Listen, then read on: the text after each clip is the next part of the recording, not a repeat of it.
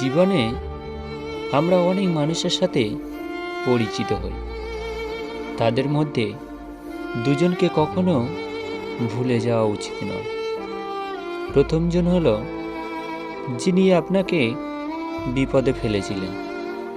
তার কথা মনে রাখবেন, যেন ভবিষ্যতে আবার সেই একই ভুল না করেন এবং নিজেকে সুরক্ষিত রাখতে পারেন।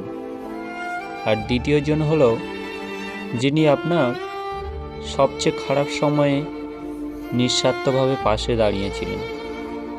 তার প্রতি কৃতজ্ঞ থাকুন, কারণ বিপদের সময়ে সেই হাতটাই সত্যিকারের সম্পর্কের মূল বুঝিয়ে দিয়েছিল। যারা ক্ষতি করেছে তারা শিক্ষা দেয়, আর যারা সাহায্য করেছে তারা জীবনকে সুন্দর করে তোলে।